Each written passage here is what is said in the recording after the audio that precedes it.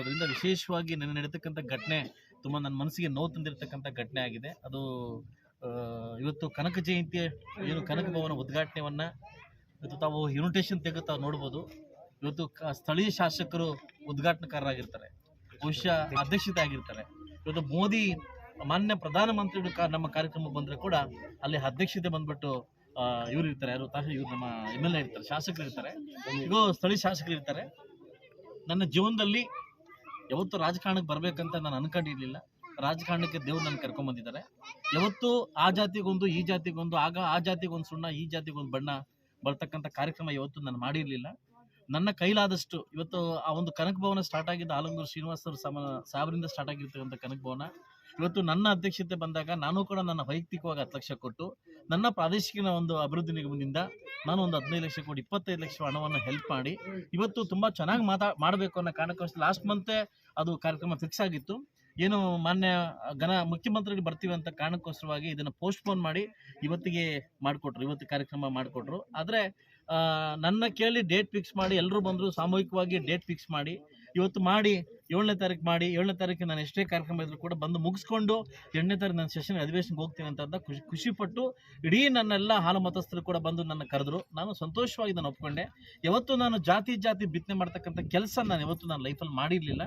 But ಇವತ್ತು ಮಾಡಬೇಕಂತ ಸಂದರ್ಭವನ್ನು ಇವತ್ತು ಉದ್ಭವ ಮಾಡಿಕೊಡ್ತಾ ಇದ್ದಾರೆ. ಯಾಕೆಂತಂದರೆ ನಾನೇ ನನ್ನೆಲ್ಲ ತಹಸೀಲ್ದಾರ್ ಮತ್ತು EOನ ಕರೆದು ನನ್ನ ಕನಕ ಜಯಂತಿ ಅಧಿಕೃತ ಮುಗಿದಿದ್ರೂ ಇವತ್ತು ಗೌರ್ಮೆಂಟಿಂದ ಮುಗಿದಿದ್ರೂ ಕನಕ ಜಯಂತಿನ ನಾನು ಎಲ್ಲ ಪಲ್ಲಕ್ಕಿಗಳನ್ನ ಪ್ರತಿ ಪಂಚಾಯತಿಗೆ ಪಲ್ಲಕ್ಕಿಗೆ ವ್ಯವಸ್ಥೆ ಮಾಡಿ ಹಾಲು ಮತಸ್ಥರಿಗೆ ನಾನು ಮೋಸ ಮಾಡಬಾರ್ದು, ಹಾಲು ಮತಸ್ಥರು ಸ್ವಾಭಿಮಾನ ಇರತಕ್ಕಂಥ ಜನ ಇವ್ರಿಗೇನೂ ಆಗಬಾರ್ದು ಅನ್ನೋ ಕಾರಣಕ್ಕೋಸ್ಕರವಾಗಿ ಇವತ್ತು ಎಲ್ಲ ಊರುಗಳಿಂದ ಪಲ್ಲಕ್ಕಿನ ನಾನು ತರಿಸಿ ಇವತ್ತು ನಾನು ಹೇಳಬಾರ್ದು, ನನ್ನ ಮನಸ್ಸು ನೋವಿಂದ ಹೇಳ್ತಾ ಇದ್ದೀನಿ. ನನ್ನ ರಾತ್ರಿ ಫ್ಲೈಟ್ ಮಿಸ್ ಆಯಿತು ಉಡುಪಿಯಿಂದ ಬರಲಿಕ್ಕೆ, ಮಂಗಳೂರಿಂದ. ನಾನು ಬೈ ರೋಡು ಈ ಕಾರ್ಯಕ್ರಮ ಬರಬೇಕಂತ ನಾನು ಬೈ ರೋಡಿಂದ ಬರೀ 5 ಕಾಲಕ್ಕೆ ಬಂದಾಗ ನಾನು ಒಂದು ವಿಡಿಯೋ ನೋಡಿದೆ. ಏನು ಸಚಿವರಾಗಿರ್ತಕ್ಕಂಥ ಉಸ್ತುವಾರಿ ಸಚಿವರಾಗಿರ್ತಕ್ಕಂಥ ಬೈರತಿ ಸುರೇಶ್ ಅವರು ನನ್ನ ಅಧ್ಯಕ್ಷತೆಯಲ್ಲಿ ಮಾಡ್ತಕ್ಕಂಥ ಕಾರ್ಯಕ್ರಮ ನನ್ನೇ ಬಂದು ಉದ್ಘಾಟನೆ ಮಾಡಿ ಹೋಗಿದ್ದಾರೆ. ಇದು ಯಾವ ನ್ಯಾಯ ಅಂತ ನಾನು ಕೇಳೋಕ್ಕೆ ಇಷ್ಟಪಡ್ತೀನಿ. ಹಾಲು ಮತಸ್ಥರಿಗೆ ನಾನು ಮಾಡಿದ ತಪ್ಪಾದರೂ ಏನು, ನಿಮ್ಮ ಒಂದು ಕುಲಬಸ್ಥರಿಗೆ ನಾನು ಮಾಡಿದ ತಪ್ಪಾದರೂ ಏನು, ನನ್ನ ಕೈಯಿಂದ ಹಣ ಕೊಟ್ಟು ಸರ್ಕಾರದಿಂದ ಹಣ ಕೊಟ್ಟು ಇವತ್ತು ಸ್ಥಳೀಯ ಶಾಸಕರಿಗೆ ಇಷ್ಟು ಅವಮಾನ ಮಾಡಿದ್ರಲ್ಲ, ನಾನು ಮಾಡಿರ್ತಕ್ಕಂಥಾದರೂ ಏನು. ಇವತ್ತು ಒಬ್ಬ ಸಚಿವರು ಬಂದಾಗ ಸ್ಥಳೀಯ ಶಾಸಕರಿಗೆ ಗಮನ ಇಲ್ಲದೆ ಉದ್ಘಾಟನಕಾರ ಅಧ್ಯಕ್ಷರಿಗೆ ನನ್ನ ಹಾಕಿ ಇವತ್ತು ಗಮನಕ್ಕೂ ಬರದೆ ಇವತ್ತು ನಾವೆಲ್ಲನೂ ನೋಡ್ತೀವಿ. ಇವತ್ತು ಗಂಡ ಹೆಣ್ಣಿಗೆ ನಾನು ಒಂದು ಮಗುಗೆ ಒಂದು ಹೆಣ್ಮಗುಗೆ ಮದುವೆ ಮಾಡ್ಬೇಕಾದ್ರೆ ಮುಹೂರ್ತ ಅನ್ನೋದು ತುಂಬ ಇಂಪಾರ್ಟೆಂಟ್. ಆದರೆ ದೇವರು ಇವತ್ತು ಮುಹೂರ್ತ ಇವತ್ತು ಫಿಕ್ಸ್ ಮಾಡಿದ್ರು. ನಿಮ್ಮ ಆತುರವಾಗಿ ಯಾವುದೋ ಒಬ್ಬ ದಂಡನಾಯಕನ ಒಂದು ಮಾತು ಕೇಳ್ಕೊಂಡು ಆತುರವಾಗಿ ನೆನ್ನೆ ಉದ್ಘಾಟನೆ ಮಾಡ್ತಕ್ಕಂಥ ಕರ್ತವ್ಯವನ್ನು ಇಲ್ಲ, ಟೈಮ್ ಇರಲಿಲ್ಲ, ಬರಬೇಕಾಯ್ತು, ಸನ್ಮಾನ ಮಾಡ್ಕೊಂಡು ಹೋಗ್ಬೇಕಾಯ್ತು. ಅವ್ರ ಕೈಯಿಂದ ರಿಬ್ಬನ್ ಕಟ್ಟಿಂಗ್ ಮಾಡಿಸಿ ಇವತ್ತು ನನಗೆ ಅವಮಾನ ಮಾಡ್ತಕ್ಕಂಥ ಪರಿಸ್ಥಿತಿ ಇವತ್ತು ನೀವು ತಂದಿಕ್ಕಿದ್ರಿ. ನಿಮಗೆ ನಾನು ಸಚಿವರಿಗೆ ನಿಮಗೆ ಶುಭವಾಗಲಿ ಅಂತ ಕೇಳ್ತೀನಿ. ನೀವೊಬ್ಬ ಶಾಸಕರಾಗಿ ಆಯ್ಕೆ ಆಗಿದ್ದೀರಿ, ನೀವೊಬ್ಬ ಸಚಿವರಾಗಿ ಬಂದಿದ್ದೀರಿ, ನಿಮಗೆ ಈ ಥರ ಅವಮಾನ ಆಗಿದ್ರೆ ನಿಮಗೆ ಎಷ್ಟು ಅನಿಸ್ತಾ ಇತ್ತು ಅಂತ ನಾನು ಕೇಳೋಕ್ಕೆ ಇಷ್ಟಪಡ್ತೀನಿ. ಆದರೆ ಒಬ್ಬ ಉಸ್ತುವಾರಿ ಸಚಿವರಾಗಿ ಇಲ್ಲಿ ತನಕ ಒಬ್ಬ ಶಾಸಕರನ್ನ ಕರೆದು ನಿನ್ನ ನೋವೇನು, ನಿನ್ನ ಕಷ್ಟ ಏನು, ನಿನ್ನ ಕಾನ್ಸ್ಟಿಟ್ಯೂನ್ಸಿಗೆ ಏನು ಅಂತ ಕೇಳೋ ಒಂದು ಔದಾರ್ಯ ನಿಮಗಿಲ್ಲ. ಆದರೆ ನಿಮ್ಮ ಮುಳಬಾಗಿಲು ತಾಲೂಕಿಗೆ ಕೊಡುಗೆ ಏನು ಅಂತ ಕೇಳಕ್ಕೆ ನಾನು ಇಷ್ಟಪಡ್ತೀನಿ. ನೀವು ನಗರಾಭಿವೃದ್ಧಿ ಸಚಿವರಾಗಿ ಏನು ನನಗೆ ಕೊಡುಗೆ ಕೊಟ್ಟಿದ್ದೆ ತಾಲೂಕಿಗೆ? ಅಂದರೆ ನೀವು ನನ್ನ ಒಂದು ಸ್ಪೀಚಲ್ಲಿ ಒಂದು ಮಾತು ಹೇಳಿದಿರಿ, ಕಾಂಗ್ರೆಸ್ಗೆ ಸೋಲಿಸಿ ಅನ್ಯಾಯ ಮಾಡಿದ್ದೀರಾ. ಅಂದರೆ ನೀವು ಕಾಂಗ್ರೆಸ್ ಶಾಸಕರಾಗಿ ಕಾಂಗ್ರೆಸ್ ಸಚಿವರಾಗಿದ್ದೀರ ಹೊರತು ಸರ್ಕಾರ ಸಚಿವರಾಗಿಲ್ಲ, ಅದಲ್ವಾ? ನೀವು ಅಮೃತ ಮಹೋತ್ಸವ ಬಂದಿರತಕ್ಕಂಥ 2ನೇ ಸ್ಕೀಮನ್ನು ನನಗೆ 0 ಮಾಡಿ ಎಲ್ಲ ತಾಲೂಕು ಹಾಕಿದಿರಿ.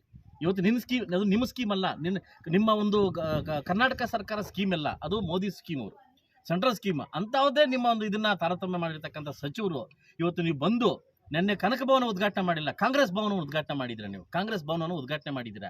ಒಬ್ಬ ವ್ಯಕ್ತಿನ ಕರ್ಕೊಂಡ್ಬಂದು ನೀವು ಶಾಸಕರು ಅಂತ ಪರಿಚಯ ಮಾಡ್ಕೊಡ್ತೀರಲ್ಲ, ಇದು ಸರ್ಕಾರಕ್ಕೆ ಸೋರಿರ್ತಕ್ಕಂಥ ಸ್ವತ್ತು ಅಂತ ನಿಮಗೆ ಜ್ಞಾನ ಇಲ್ವಾ ಅಂತ ನಾನು ಕೇಳಕ್ಕೆ ಇಷ್ಟಪಡ್ತೀನಿ. ಯಾಕೆಂದರೆ ಒಬ್ಬ ಶಾಸಕರಾಗಿ ಅವಮಾನ ಮಾಡಿ ಹೋಗಿದ್ದೀರಲ್ಲ, ನಿಮಗೆ ನಿಮ್ಮ ಕೊಡುಗೆ ಏನು?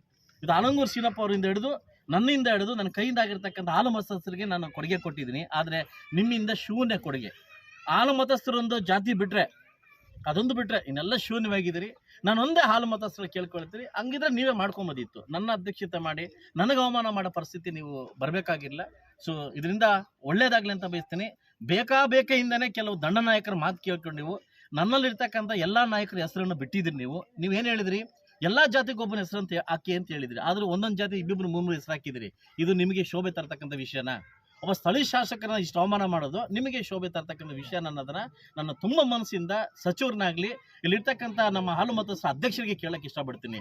ನೀವೊಬ್ಬ ಹಾಲು ಮತಸ್ಥರ ಅಧ್ಯಕ್ಷರಾಗಿಲ್ಲ, ಯಾವುದೊಬ್ಬ ಒಂದು ಪಾಳ್ಯದ ಅಧ್ಯಕ್ಷರಾಗಿ ಕೆಲಸ ನಿರ್ವಹಿಸ್ತಾ ಇದ್ದೀರಿ. ಒಂದು ಪಕ್ಷದ ಅಧ್ಯಕ್ಷರಾಗಿ ಕೆಲಸ ನಿರ್ವಹಿಸ್ತಾ ಇದ್ರಿ. ಇದು ನಿಮಗೆ ಶೋಭೆ ತರ್ತಕ್ಕಂಥ ವಿಷಯ ಇಲ್ಲ. ಖಂಡಿತವಾಗ್ಲೂ ಶಾಸಕರಾಗಿ ಈ ಮನಸ್ಸು ನೋವಿಂದ ಇದನ್ನು ಹೇಳ್ತಾ ಇದ್ದೀನಿ. ಈ ಅವಮಾನ ಯಾರಿಗೂ ಮಾಡಕ್ಕೆ ಹೋಗಬೇಡಿ.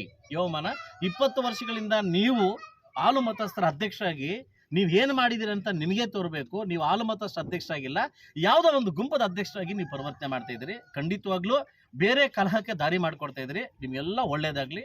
ಯಾಕಂದ್ರೆ ನಾವು ಕೂಡ ಇನ್ನು ಸುಮ್ಮನೆ ಇರೋದಕ್ಕೆ ಚಾನ್ಸ್ ಇಲ್ಲ. ನೀವು ಇಂಥ ರಾಜಕೀಯಕ್ಕೆ, ಕೆಟ್ಟ ರಾಜಕಾರಣಕ್ಕೆ ನೀವು ಇಳಿದಾಗ ನಾವು ಖಂಡಿತವಾಗ್ಲೂ ಇಳಿಬೇಕಾಗುತ್ತೆ ಅಂತ ಹೇಳ್ತಾ, ನನ್ನಿಂದ ಹಾಲು ಮತಸ್ಥರಿಗೆ ಒಳ್ಳೇದಾಗಿದೆ ಹೊರತು ಈ ಸಮೃದ್ಧಿ ಅಂತ ಯಾವತ್ತು ಕೆಟ್ಟದಾಗಿಲ್ಲ, ಕೆಟ್ಟದಾಗೋಕ್ಕೂ ನಾನು ಬಿಡಲ್ಲ ಅಂತ ಹೇಳ್ತಾ, ನಿಮ್ಮೆಲ್ಲ ಹಾಲು ಮತಸ್ಥರಿಗೆ ಒಳ್ಳೇದಾಗಲಿ ಅಂತ ನಾನು ಬಯಸಿ ಇಲ್ಲಿಂದ ನಾನು ಬೆಳಗಾಂ ಹೊರಡ್ತಾ ಇದ್ದೀನಿ. ನಿಮ್ಮಿಂದ ನಾನು ಬೆಳಗಾಮಿಂದ ಬಂದೆ. ಆದರೆ ನನ್ನ ಯಾರೋ ಅಪ್ಪಯ್ಯ ಬೆಳಗಾಮಲ್ಲಿ ಏನೆಲ್ಲ ರೆಡಿ ಮಾಡ್ಕೊಬೇಕಂತ ಅಂದ್ಬಿಟ್ಟು ಹೋಗ್ಬಿಟ್ಟು ಬಂದಿದ್ದಾರಲ್ಲ, ಅದಲ್ಲ. ಎಲ್ಲ ಶಾಸಕರು ಇವತ್ತು ಹೊಡ್ತಾ ಇದ್ದೀವಿ, ಎಲ್ಲ ಶಾಸಕರು ಇವತ್ತು ಹೊಡ್ತಾ ಇದ್ದೀರಿ. ಇವತ್ತು CM ಬರ್ತಾರೆ ಅನ್ನೋ ಒಂದು ಅವತಾರದಿಂದ, ನಾನು ಕೂಡ ಕಾತರದಿಂದ ಕಾಯ್ತಾ ಇದ್ದೆ ನಾನು ಕೂಡ. ಆದರೆ ಇವು ನೆನ್ನೆ ಮಾಡಿರ್ತಕ್ಕಂಥ ಉದ್ಘಾಟನಾಕಾರರಾಗಿ ನೀವು ಬಂದು ಏನು ಮಾಡಿದ್ರಿ, ನೆನ್ನೆ ಬಂದು ಕಟ್ ಮಾಡಿ ಹೊರಟಾಗಿದ್ದೀರಾ. ಇದು ಇವತ್ತು ಬರ್ತಕ್ಕಂಥ ಎಲ್ಲ ಸಭಕರು ಕೂಡ ಎಲ್ಲ VIP-ಗಳಿಗೆ ಅವಮಾನ ಮಾಡ್ತಂಗೆ ಅದಾಗ್ತದೆ. ನಮ್ಮನ್ನು ಕರೆದ್ರೆ ನಾವು ಬರ್ತಾ ಇದೀವಲ್ಲ, ನಮ್ಮನ್ನು ಕರೆದಿಲ್ಲ ಅದಲ್ವಾ. ಕರೆದ್ರೇ ಇವತ್ತು ಮುಗಿಸಿದ್ರಿ. ನಿಮಗೆ ಒಳ್ಳೇದಾಗ್ಲಿ ಅಂತ ಬಯಸ್ತೀನಿ. ಸೊ ಖಂಡಿತವಾಗ್ಲೂ ಹಾಲು ಮತಸ್ಥರಲ್ಲಿ 2 ಗುಂಪುಗಳಾಗಬಾರ್ದು ಅಂತ ನೀವು ಅನ್ಕೊಂಡಿದ್ರಿ. ಯಾಕಂದ್ರೆ ನಾವೆಲ್ಲ ಒಂದೇ ಅನ್ಕೊಂಡಿದ್ವಿ. ಇವತ್ತು ತಾವುಗಳೇ ಸ್ಟಾರ್ಟ್ ಮಾಡಿದ್ರಿ. ಒಳ್ಳೇದಾಗ್ಲಿ ಅಂತ ಬಯಸ್ತೀನಿ.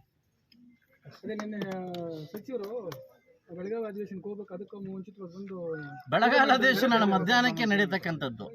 ನಾಳೆ ಮಧ್ಯಾಹ್ನಕ್ಕೆ ಅಧಿವೇಶನ ಸ್ಟಾರ್ಟ್ ಆಗುತ್ತೆ. ಬೆಳಗಾವಿ ಅಧಿವೇಶನ ನಡೆಯೋದು ನಾಳೆ ಮಧ್ಯಾಹ್ನಕ್ಕೆ.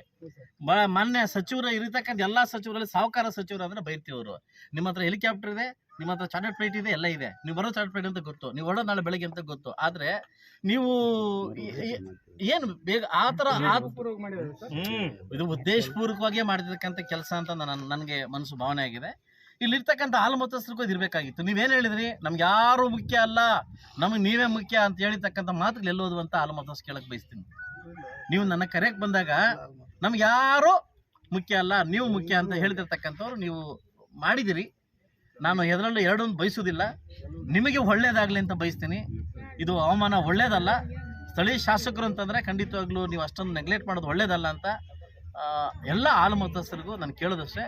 ಈ ಶಾಸಕರು ಮಾಡಿದ ತಪ್ಪೇನು ನಾನು ಇಷ್ಟೇ ಕೇಳೋದು. ಕಾರ್ಯಕ್ರಮಕ್ಕೆ ಹೋಗಲ್ಲ ಸರ್, ನಾನು ಹೋಗೋದಿಲ್ಲ. ಅವಮಾನ ಮಾಡಿದ ಜಾಗದಲ್ಲಿ ನಾನು ಖಂಡಿತ ಪ್ರಶ್ನೆ ಕೇಳ್ತೀನಿ. ನಿನ್ನೆ ಉದ್ಘಾಟನೆ ಆಗಿರಿ, ಇವತ್ತು ಉದ್ಘಾಟನೆಗೆ ಅಂತ ಕಾರ್ಡ್ ಕೊಟ್ಟು ನೀವೆಲ್ಲ ಮದುವೆಗೆ ರಿಸೆಪ್ಷನ್ಗೆ ಅಂತ ಇವತ್ತು ಕರೆದ್ಬಿಟ್ಟು ನಮ್ಗೆ ಒಂದ್ ದಿವಸ ಮುಂಚೆ ರಿಸೆಪ್ಷನ್ ಮುಗಿಸ್ಬಿಟ್ರೆ ನಮ್ ಕಾಲೇಜ್ ಚಿಲ್ಡ್ರನ್ ಹೋಗಲ್ಲ. ಮತ್ತೆ ನಿಮಗಾಗಿ ಇನ್ನೊಂದು ಮತ್ತೆ ಮಾಡ್ಬೇಕು ಅಂತ ಅನ್ಕೊಂಡಿದ್ದಾರೆ ಸರ್. ಅದಕ್ಕೆ ನೀವು ಪ್ರವೇಶ ನನ್ನನ್ನು ಯಾರು ಇಷ್ಟ ಬೀಳ್ತಾರೆ, ನನ್ನನ್ನು ಯಾರು ಪ್ರೀತಿಸ್ತಾರೆ, ನನ್ನನ್ನು ಯಾರು ಆರೈಸ್ತಾರೆ, ನನ್ನ ಯಾರು ಕರ್ಕೊಂಡು ಹೋಗ್ತಾರೆ, ಅವ್ರ ಜೊತೆ ಮಾತಾಡ್ತೀನಿ ನಾನು. ಅದೇ ಅವ್ರಿಗೆ ಮತ್ತೆ ಇನ್ನೊಂದು ನಾನು ಒಂದು ಪ್ರಶ್ನೆ ಹೇಳ್ತೀನಿ. ಸ್ವಾಭಿಮಾನ ಇಲ್ಲದ ಜಾಗದಲ್ಲಿ ಖಂಡಿತವಾಗಿ ನಾನು ಇರೋದಿಲ್ಲ. ಸ್ವಾಭಿಮಾನ ಇಲ್ಲದ ಜಾಗದಲ್ಲಿ ಖಂಡಿತ ಇರೋದಿಲ್ಲ. Thank you sir.